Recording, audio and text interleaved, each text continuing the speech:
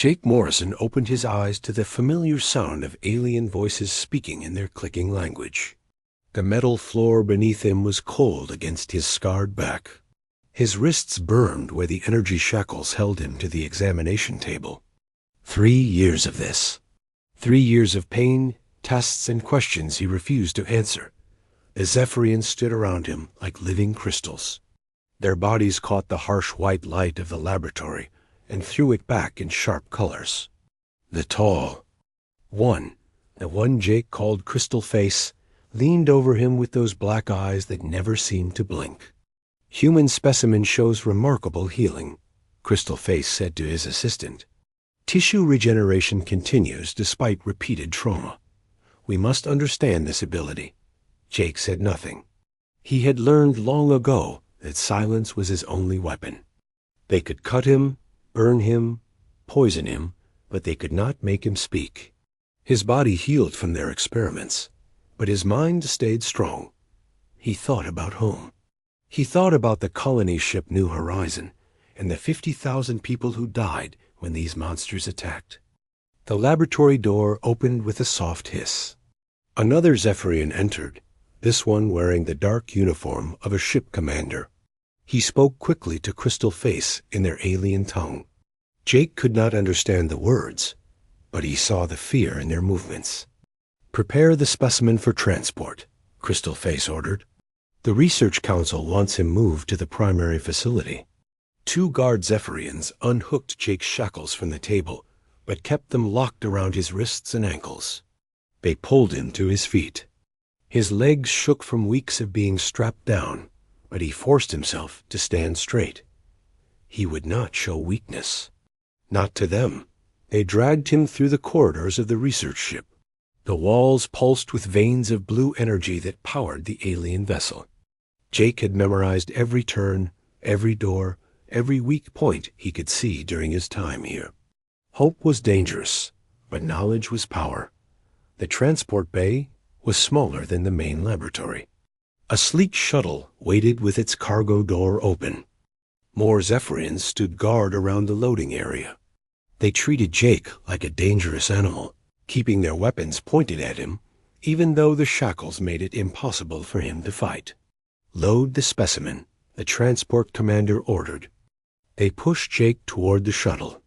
He stumbled but kept walking. Inside the cargo hold, they chained him to a metal bench. The door sealed shut with a heavy clang. Jake was alone in the dark. The shuttle lifted off from the research ship. Jake felt the familiar pull of acceleration in his stomach. Through the small window above his head, he could see stars. Somewhere out there was Earth. Somewhere out there might be other humans who had survived the attacks. He held on to that thought. The flight seemed to last forever. Jake dozed in the uncomfortable position, his body automatically healing the new cuts and bruises from the rough handling. When he woke, the shuttle was shaking. Not the normal vibration of flight, but something violent and wrong. Explosions echoed through the hull. The lights flickered red, then went out completely. Emergency power kicked in, bathing everything in dim orange light. Jake heard alien voices shouting over the communication system. They sounded afraid. The shuttle lurched to one side. Jake's chains bit into his wrists as he was thrown against the wall. More explosions closer now. The smell of burning metal filled the air. Someone was attacking the transport convoy. "All units, defend the research cargo," came the panicked voice over the speakers. Priority protection for specimen transport. Jake's heart raced. After 3 years of captivity, someone was fighting the Zephyrians. He did not know who, but right now they were his only hope for freedom. The shuttle spun out of control. Jake braced himself as best he could with the chains holding him down. Through the window, he saw flashes of weapons fire. Ships he did not recognize were attacking the Zephyrian convoy. They were smaller than the crystal ships, built for speed and stealth. The cargo door exploded inward. Smoke and debris filled the compartment. Jake squinted through the haze as figures in dark armor moved through the opening.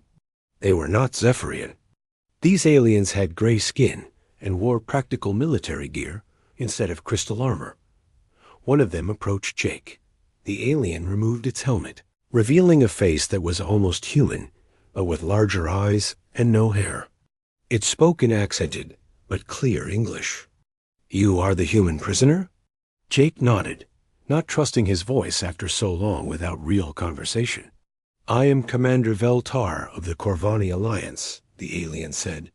"We did not expect to find any humans alive."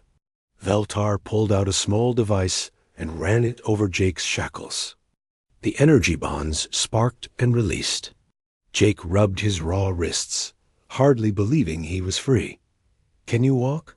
Veltar asked. "Yes," Jake managed to say. His voice was rough from disuse. "Good. We must move quickly. The Zephyrians will send reinforcements." Other Corvani soldiers were setting charges around the shuttle. Veltar helped Jake to his feet and guided him toward their escape ship docked outside. Jake's legs were weak, but he forced himself to keep moving. "Why did you save me?" Jake asked as they walked. "We fight the Zephyrians too," Veltar replied. "They have destroyed many worlds, enslaved many species. When we detected a human life sign on their research vessel, we could not leave you behind." They reached the Corvani ship as the charges went off behind them. The shuttle and its Zephyrian guards vanished in a ball of fire. Jake watched the explosion and felt something he had not experienced in 3 years. Hope. Corvani's ship was small but efficient. Veltar led Jake to a medical bay where other aliens worked to treat his injuries. They moved with practiced skill, cleaning and bandaging wounds that the Zephyrian experiments had left behind. "Your species has a reputation," Veltar said as the medics worked. "Before the Zephyrians attacked your colonies, we heard stories. Humans who never surrendered, who found ways to win against impossible odds." Jake thought about the colony ship New Horizon. He thought about Captain Lisa Grant trying to evacuate civilians while Zephyrian attack ships burned through the hull. He thought about engineer Sam Rodriguez staying behind to give the escape pods more time. None of them had surrendered. They had all died fighting. "There are not many of us left," Jake said quietly. "Perhaps more than you think," Veltar replied. "The galaxy is large. Humans are resourceful." The Corvani ship jumped to faster than light speed. Jake felt the familiar sensation of space folding around them. They were leaving the Zephyrian research fleet behind, heading toward Alliance territory. In the medical bay, Jake caught his reflection in a metal panel. He looked older than his 35 years. His brown hair had grown long and unkempt. Scars covered his arms and chest, where the Zephyrians had cut him open to study human healing. But his eyes were still clear, still angry, still human. "What will you do now?" Veltar asked. Jake looked out at the stars streaming past the viewport. Somewhere in that vast darkness might be other humans, survivors who had escaped the massacres or hidden from the Zephyrian fleets. His people had always been fighters. Maybe some of them were still fighting. "I want to contact other humans," Jake said. "If any are left." "The Alliance has long-range communication arrays," Veltar offered. "We can help you search." Jake nodded his thanks. 3 years ago, he had watched his world burn. He had seen his species nearly wiped out by alien monsters who saw humans as nothing more than interesting specimens to study. The Zephyrians thought they had won. They thought humanity was finished. They were wrong. Jake Morrison was free. He was alive. And he remembered everything the Zephyrians had done to his people.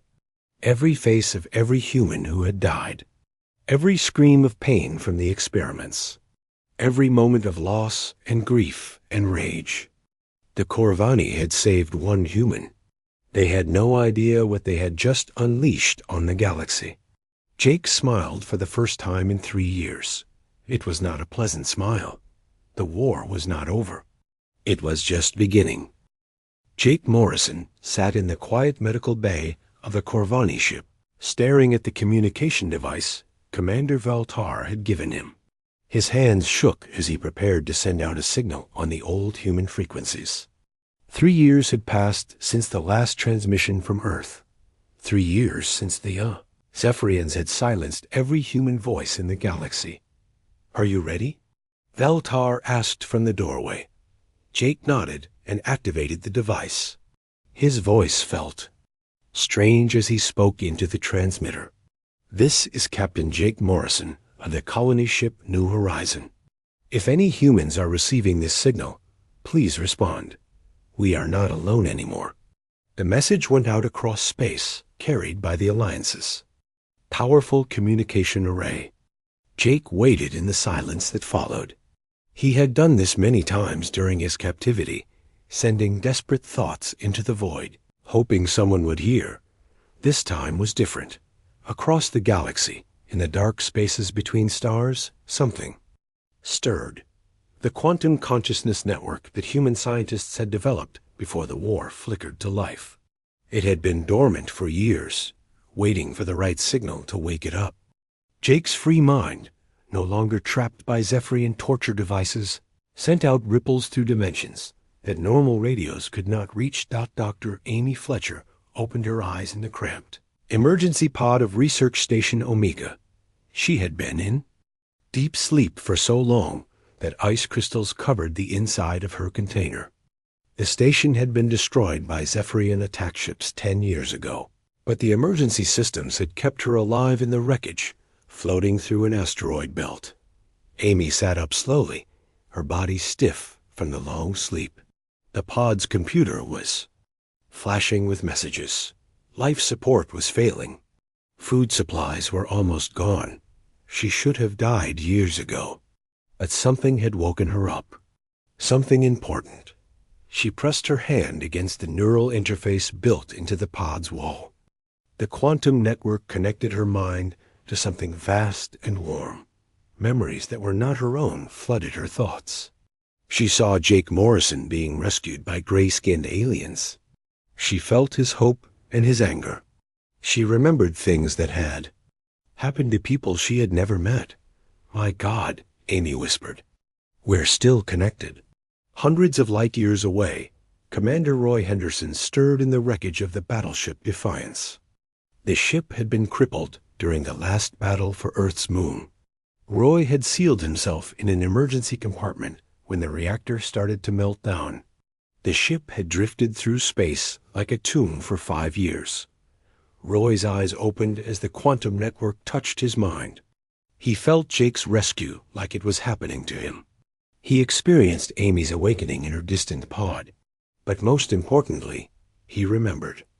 He remembered every human who had died in the war. Their thoughts and memories lived on in the network, preserved by the quantum link that connected all human minds. The network had been designed for deep space communication, but it had evolved during humanity's darkest hours. As humans died across the galaxy, their consciousness had been absorbed into the quantum field. They were gone, but their memories remained, shared among the survivors. Roy pulled himself to the ship's emergency controls. The Defiance was badly damaged, but some systems still worked. He began the slow process of bringing the ship back to life. There was work to do now. His people were calling to him across the stars. On the hidden moon base beneath Earth's lunar surface, engineer Lisa Grant felt the network's pulse in her dreams. She had been hiding in the deep tunnels for 6 years, living off emergency supplies and avoiding Zephyrian patrols.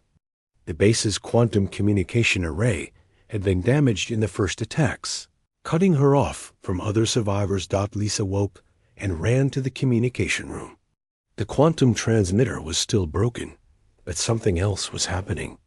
The network was rebuilding itself, using the minds of scattered humans as relay points. She could feel Jake's presence like a warm light in the darkness. She could sense Amy working to repair her life support systems. She could hear Roy bringing his dead ship back to life. But there were others too. Humans she did not know. hiding in places across the galaxy. The network was finding them all, one by one, connecting them through the quantum field that bound their species together. Jake Morrison felt the network growing stronger around him. Voices whispered in his mind, telling him about hidden survivors and secret bases. The Corvani medical staff watched in amazement as his healing accelerated. The quantum connection was somehow making him stronger. "What is happening to you?" Veltar asked, studying the readings on his medical scanners. "My people?" Jake said, his eyes glowing with new purpose. "They're still alive. The network is waking up." Commander Veltar did not understand, but he could see the change in Jake. The broken prisoner they had rescued was transforming into something else. Something dangerous. Dr. Amy Fletcher managed to restart her pod's life support systems. The quantum network guided her hands as she worked, showing her which circuits to repair and which components to replace. The knowledge came from engineer Kevin Murphy, who had died when the research station exploded. His expertise lived on in the network, available to help other humans survive. Amy activated her emergency beacon and began searching for salvageable equipment in the asteroid field. The network told her where to look, sharing the experiences of other survivors who had scavenged similar wreckage. She was alone in the cold void, but she was also part of something larger. Commander Roy Henderson brought the Defiance's engines online after hours of careful work. The ship was barely space-worthy, but it could move. The quantum network showed him where other survivors were hiding, their locations marked like bright stars in his mind. His first destination was clear. 3 systems away, a group of humans was trapped in the ruins of a trading post. They had been hiding from Zephyrian patrols for years, slowly running out of supplies. Roy set course for their position, pushing the damaged ship to its limits. "Lisa?" Grant emerged from the lunar tunnels for the first time in years. Earth hung above her, a dead world covered in Zephyrian mining operations. The sight filled her with rage, but the network reminded her that revenge would come later. First, they had to find each other. She activated the moon base's hidden manufacturing systems and began building equipment that other survivors would need. Communications devices, weapons, medical supplies. The network guided her work, showing her designs that had been developed by humans who are now dead. Jake Morrison stood on the bridge of the Corvani ship, watching the Alliance fleet prepare for their next mission. But his attention was focused inward, on the growing network of human minds connecting across space. "How many?" Veltar asked. "More than I hoped," Jake replied. "Fewer than we need." The quantum network was revealing the true scope of humanity's losses. Billions had died in the Zephyrian attacks. Entire worlds had been wiped clean of human life. But thousands had survived, scattered across the galaxy in hidden bases, damaged ships, and forgotten outposts. Each new connection made the network stronger. The survivors shared their knowledge, their resources, and most importantly, their memories. They remembered every atrocity the Zephyrians had committed, every friend who had died, every world that had burned, every act of cruelty and genocide. The network was not just connecting the living. The memories of the dead lived on in the quantum field, their experiences preserved and shared among the survivors. Jake could remember things that had happened to people he had never met. He knew the faces of Zephyrian commanders who had ordered massacres on distant worlds. He felt the pain of every human who had died under alien torture. Dr. Amy Fletcher finished repairing her emergency transmitter and sent out her first message in 10 years. Other survivors responded immediately, their signals coordinated through the network. They were organizing, sharing information, preparing for something. Commander Roy Henderson reached the ruined trading post and found 12 humans living in the wreckage. They had been expecting him, guided by the network's whispers. They brought weapons and intelligence about Zephyrian patrol routes. Their leader, A former Marine named Pete Wilson had been planning small attacks against alien supply convoys.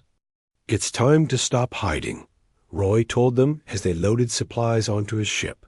Lisa Grant watched from the moon base as human signals began appearing across the galaxy. The network was growing stronger each day, connecting more survivors and sharing more memories. She had begun manufacturing weapons, guided by the knowledge of dead arms designers, whose expertise lived on in the quantum field. Jake Morrison felt the network reaching its critical mass. Thousands of human minds were now connected, sharing thoughts and experiences across impossible distances. The Zephyrians had tried to destroy humanity by scattering them across the galaxy. Instead, they had created something new and dangerous. "We remember everything," Jake whispered, his voice carrying across the network to every human survivor. "And now we're coming home." The quantum network pulsed with shared determination. The survivors were no longer alone. They were part of something larger than themselves, connected by bonds that death could not break. The Zephyrians had awakened. Something they did not understand. Humanity was returning, and they brought the memories of the dead with them. Jake Morrison stood in the command center of the Corvani Alliance base, watching star charts fill with red dots. Each dot represented a Zephyrian outpost or patrol route. The quantum network had been active for 2 weeks now, and human survivors were feeding intelligence from across the galaxy. "This is incredible," Commander Veltar said, studying the data. "Your people have been watching the Zephyrians for years." Jake nodded, his eyes distant as information flowed through the network. "We had to learn their patterns to stay alive. Now we use that knowledge for something else." The first human strike had happened 3 days ago. Commander Roy Henderson and his team had attacked a small Zephyrian supply depot near the Outer Rim. They had destroyed the facility and escaped before reinforcements arrived. The Zephyrians thought it was a random pirate raid. They were wrong. Dr. Amy Fletcher worked in her makeshift laboratory aboard the salvaged research ship Horizon's Edge. The vessel had been assembled from scrap metal and debris, but its quantum communication array was more advanced than anything the Corvani had seen. Amy's fingers moved quickly over her equipment as she analyzed Zephyrian biological samples. The network whispered to her, sharing the memories of Dr. Helen Martinez, who had studied alien physiology before the war. Helen was dead now, killed when her research station was destroyed, but her knowledge lived on in the quantum field. "Their crystalline structure has a resonance frequency," Amy muttered, making notes. "If we can match it exactly, we can shatter their exoskeletons from the inside." She had been working on this project for days, guided by the memories of dozens of dead scientists. The Zephyrians had thought their natural armor made them invincible. They had never faced an enemy that could turn their greatest strength into a weakness. Captain Ben Turner crouched in the shadows of Proxima Station's wreckage, watching Zephyrian patrol ships move through the debris field. The battle here had ended 5 years ago, but the aliens still searched the ruins for salvageable technology.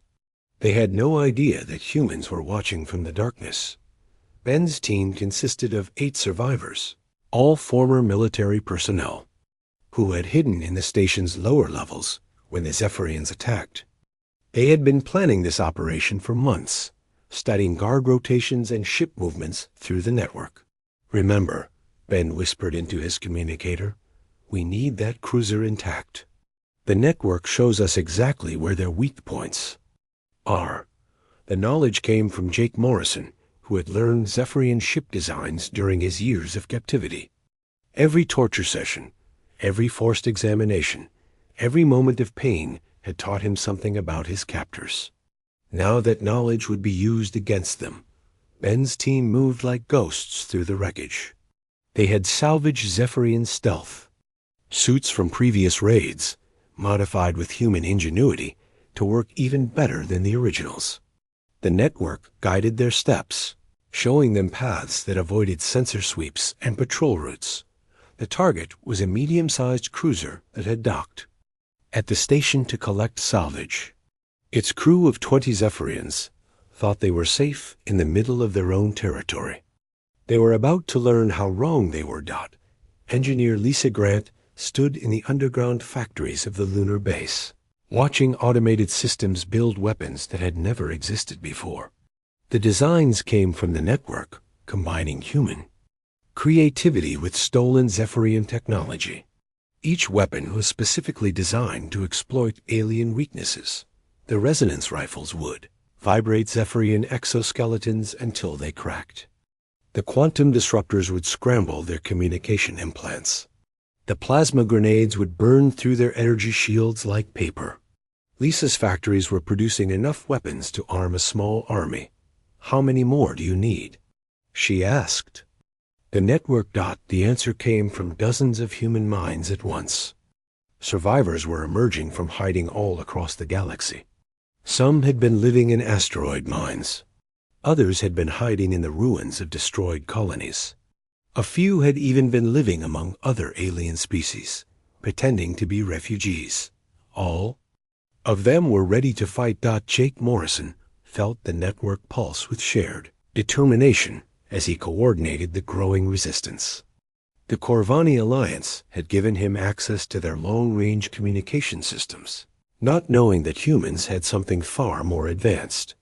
The quantum network allowed instant communication across any distance. The first coordinated strike will happen in 6 hours, Jake announced to the assembled Corvani commanders. Multiple targets across 3 sectors. Veltar studied the tactical display with growing amazement. Your people have been planning this for weeks without us knowing? We've been planning this for years, Jake corrected. We just needed the right moment to act. The network had identified 17 Zephyrian outposts that were isolated enough to attack without triggering a major response. Each target had been scouted by human survivors who had memorized guard patterns, weapon placements, and escape routes.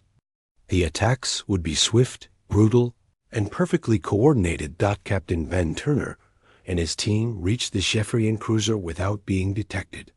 The ship's cargo bay was open, with only 2 guards watching the loading operation. Ben smiled grimly as he remembered every painful detail of Zephyrian security procedures from Jake's memories. Phase 1, Ben whispered into his communicator. 2 plasma bolts dropped the guards before they could raise an alarm. Ben's team swarmed into the cargo bay, moving with practiced efficiency. They had done this before, but never on such a large scale. The ship's crew was caught completely off guard. Zephyrians were used to being the hunters, not the prey. They had grown careless in their own territory, never expecting humans to strike back from the shadows. Ben's team secured the ship in less than 10 minutes. The surviving crew members were locked in the cargo hold while human engineers began downloading the cruiser's computer systems.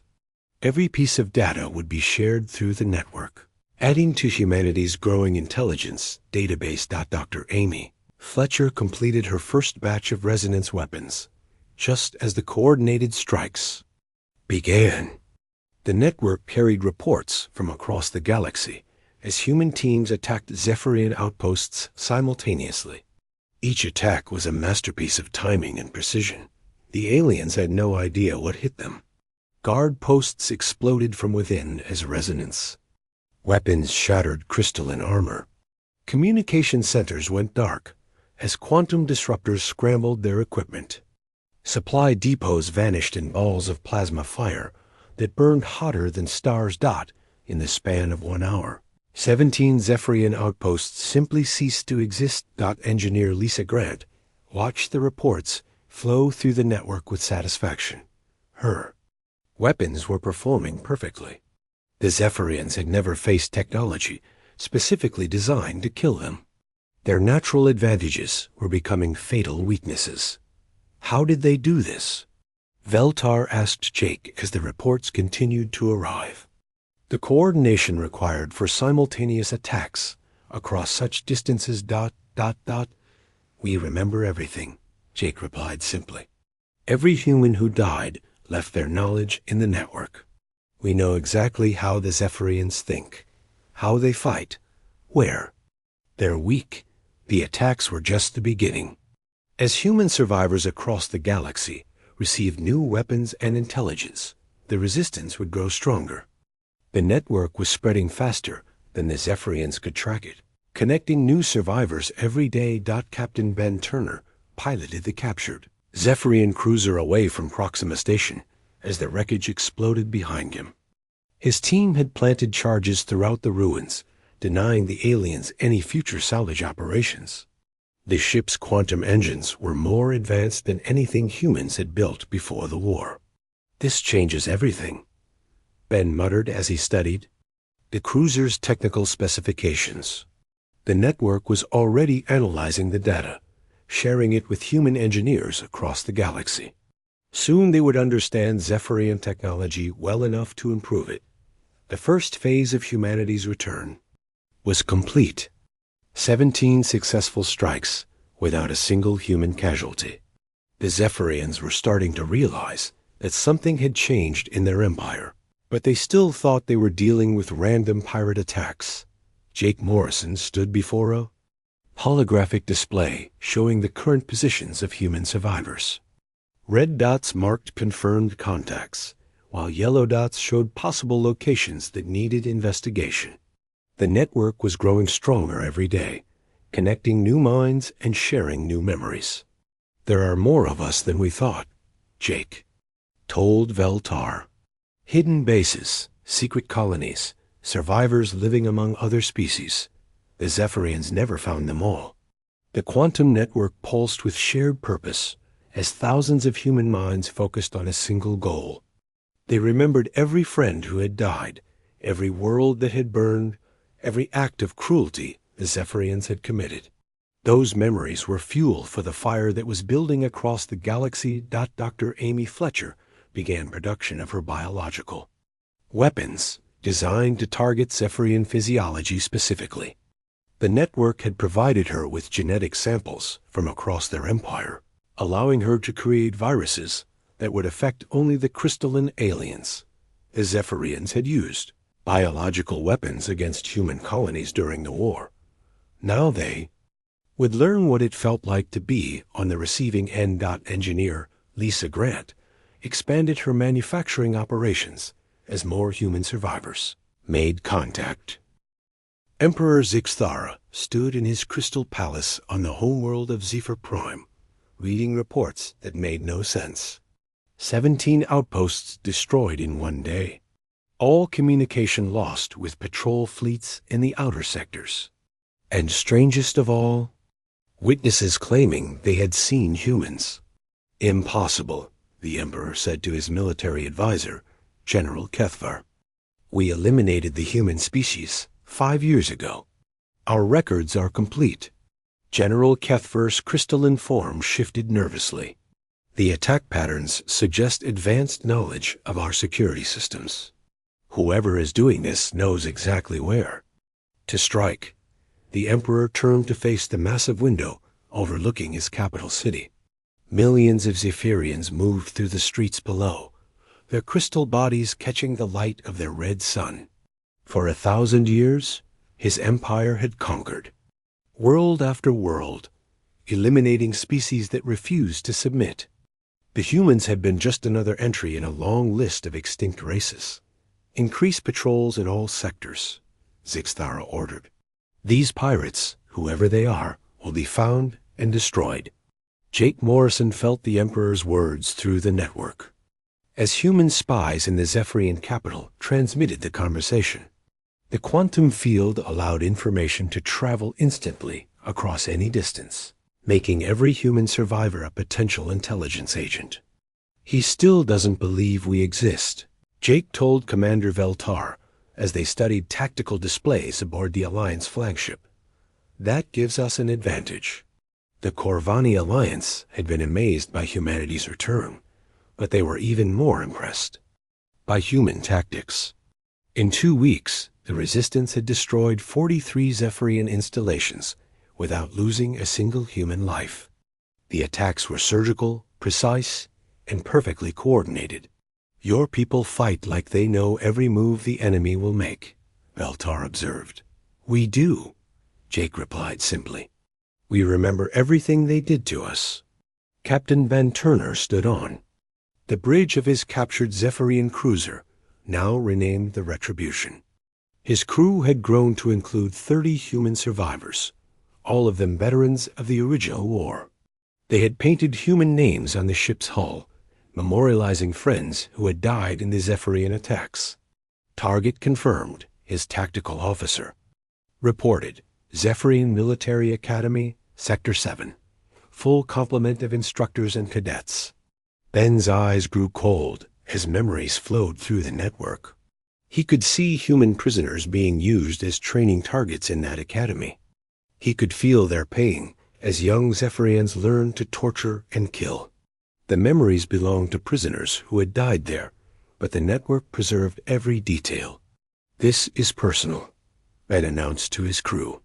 "Those bastards used our people as practice targets. Time to return the favor." The Retribution dropped out of hyperspace near the Academy, its Zephyrian hull markings still intact.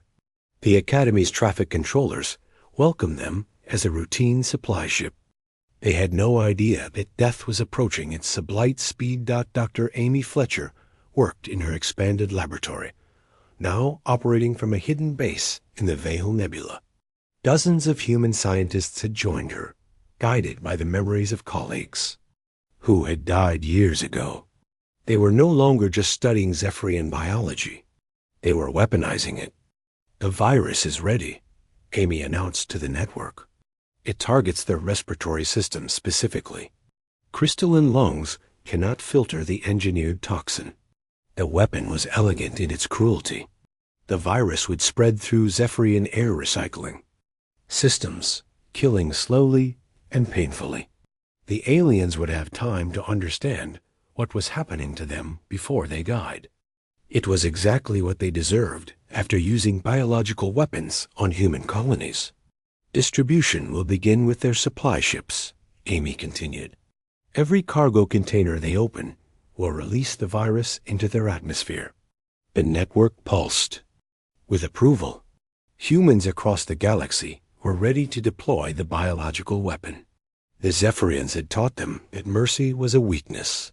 Now they would learn that humans were excellent students. Engineer Lisa Grant stood in her massive underground factory, watching production lines that now operated across 3 moons. The lunar base had become the hub of human weapons manufacturing, producing enough equipment to arm thousands of resistance fighters. The quantum network guided every aspect of production. Weapon designs came from the memories of dead engineers. Tactical data flowed from active resistance cells. Manufacturing techniques were shared instantly across impossible distances. "Phase 2 weapons are complete," Lisa reported to Jake Morrison. "Resonance cannons capable of cracking Zephyrian capital ships. Every resistance cell will have enough firepower to take on cruiser-class vessels." The new weapons were devastating.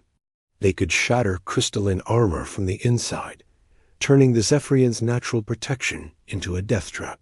The aliens had never faced technology designed specifically to kill them. Captain Helen Davis led her strike team through the corridors of the Zephyrian Military Academy. The facility's guards were already dead, killed by Ben Turner's Marines as they secured the docking bays.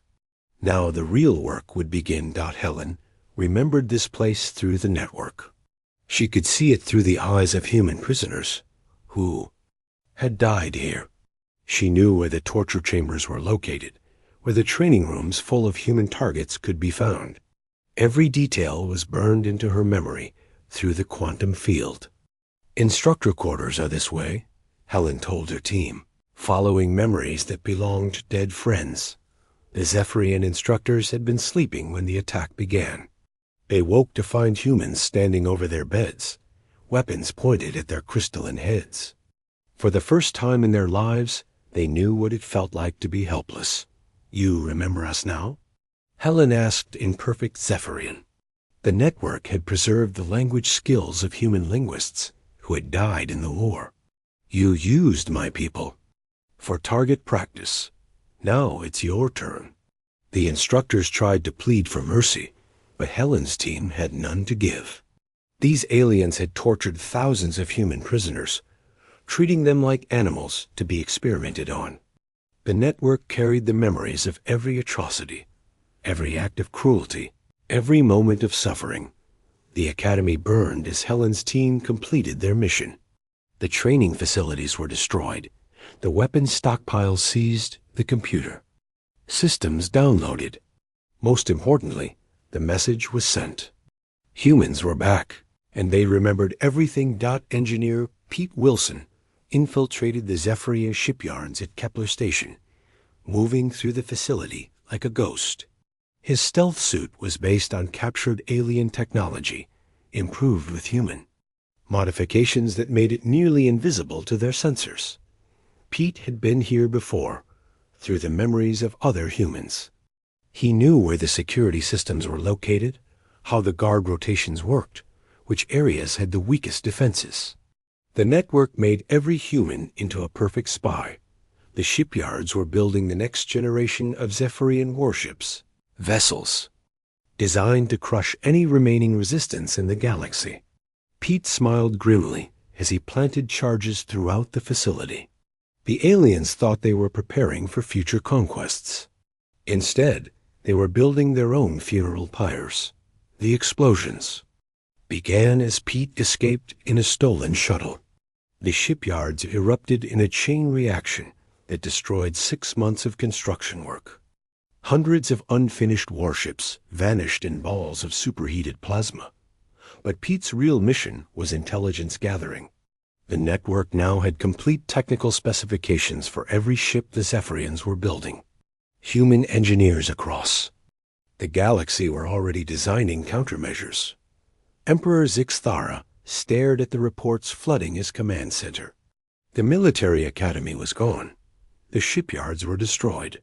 3 major fleet bases had been attacked simultaneously.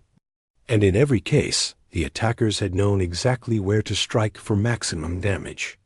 "This is impossible," the Emperor repeated, but his voice lacked conviction. "The humans are extinct. We verified this personally." General Kethvar approached cautiously. "My lord, there is something else. We found this message burned into the Academy's main hall." The holographic display showed words written in perfect Zephyrian script, but the message was in English. Jake Morrison's voice spoke from the recording, translated through the network. From human survivors who had learned the alien language. "We remember everything. Every face, every name, every crime. You thought you had won, but you only taught us how to hate. We are coming for you." The Emperor's crystalline form trembled with rage and something else. Something he had never felt before in his 1,000-year reign. "Fear. Find them," Zixthara ordered. "Find every human left alive and destroy them. This species is too dangerous to exist." But it was already too late. The quantum network carried the Emperor's words to every human survivor in the galaxy. They knew they had been marked for extinction again. This time, they were ready. Jake Morrison stood before the assembled leaders of the human resistance, his image transmitted through the network to survivors on 1,000 different worlds. Behind him, the star charts showed Zephyrian territory marked with red symbols. Not targets now, but confirmed kills. "Phase 2 is complete," Jake announced. "We have their attention. Now begins Phase 3. The network pulsed with shared determination. Humans across the galaxy prepared their weapons, checked their intelligence, and remembered their dead. Jake Morrison stood on the bridge of the human flagship Remembrance, watching the greatest fleet in human history prepare for the final assault. 200 ships surrounded him, all of them crewed by survivors who had hidden in the darkness for years. Each vessel carried the names of the dead, painted on its hull. The quantum network hummed with the thoughts of every human in the galaxy.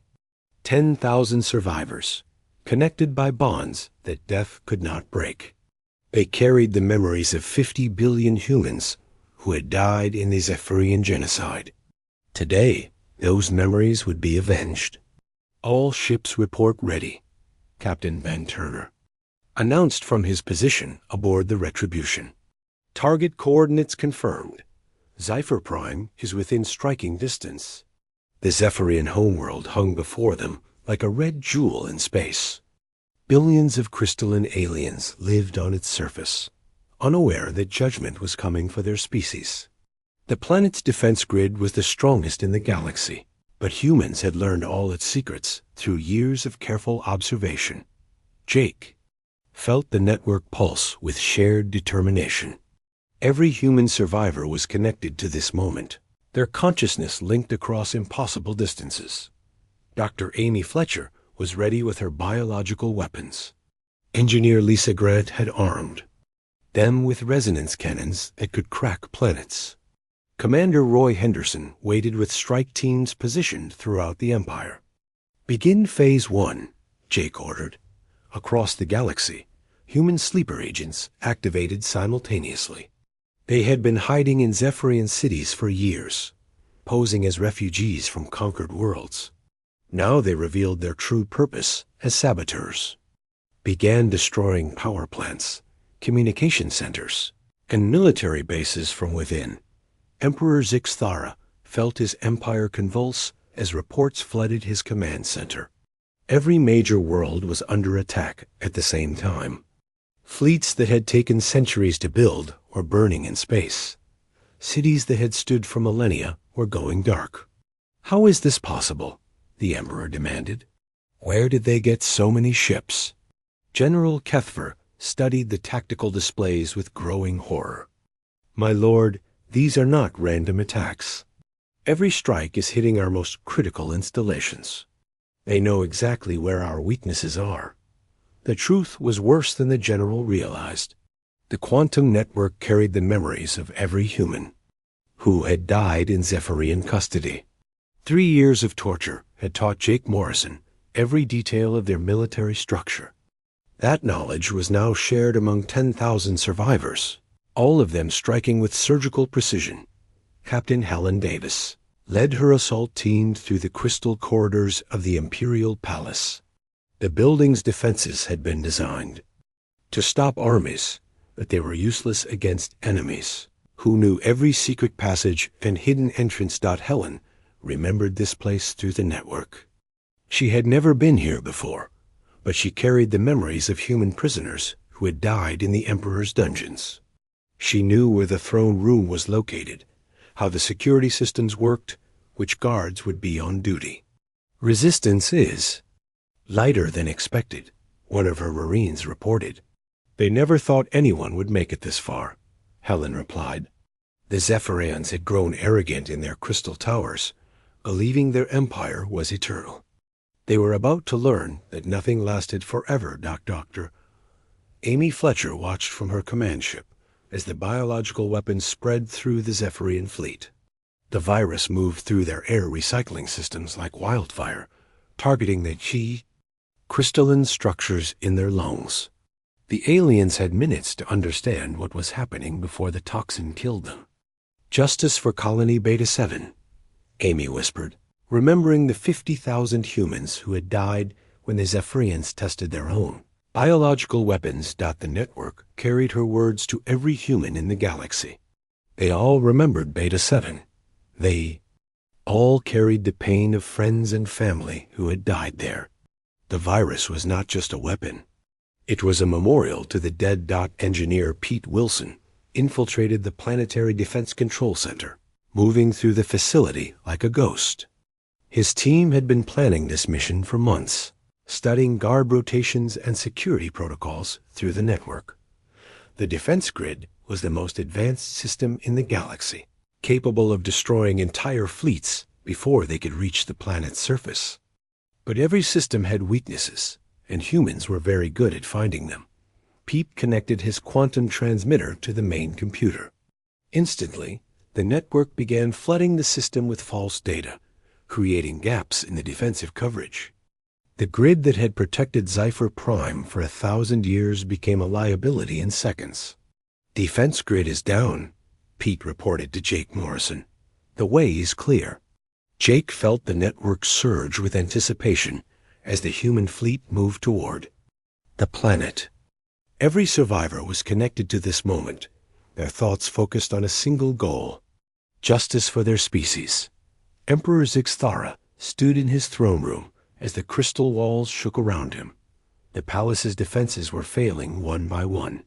His elite guards lay dead in the corridors, killed by enemies who seemed to know every move before it was made. "My lord," General Kethfer gasped as he stumbled into the throne room. "The humans ... they're everywhere. Our entire fleet is gone. The defense grid has fallen. They're coming for you." The Emperor's crystalline form glowed with rage. One species. How can one species destroy an empire that has lasted for millennia? The answer came from behind him as Jake Morrison stepped out of the shadows. The human leader moved with calm purpose, his weapon trained on the alien emperor who had ordered the extinction of his people. "Because you made one mistake," Jake said. Quietly, "you left one of us alive."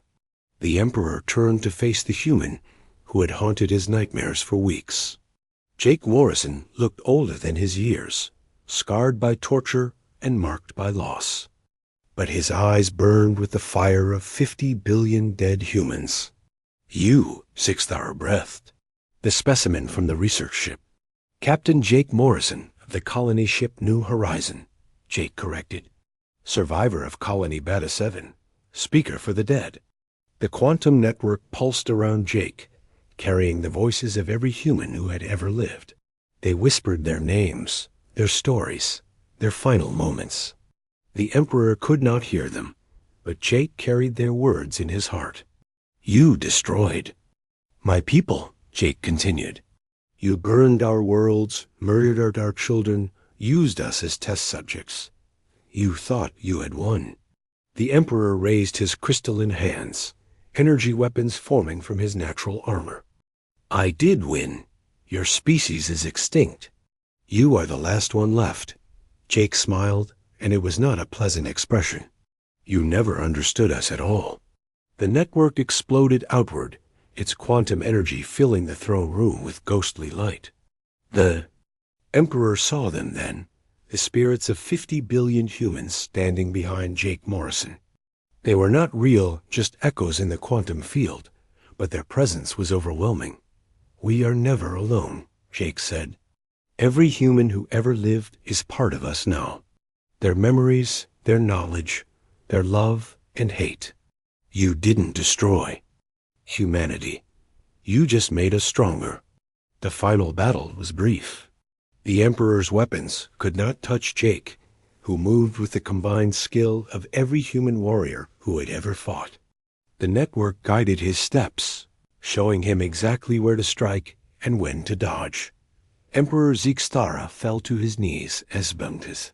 Jake's weapon burned through his crystalline chest. The alien ruler who had conquered 1,000 worlds was dying on the floor of his own throne room. "Please," the Emperor gasped. "Mercy ... Jake knelt beside the dying alien, his expression softening. The network carried the voices of the dead, but it also carried their wisdom. They whispered of forgiveness, of hope, of the choice between revenge and justice. "You gave us no mercy when we begged for it," Jake said quietly, "but we are not you."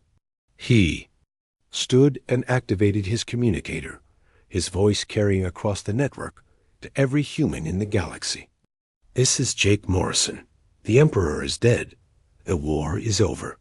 But we will not become the monsters they were." The network pulsed with shared emotion as humans across the galaxy received the message. They had won. Their species had survived extinction and returned to claim justice.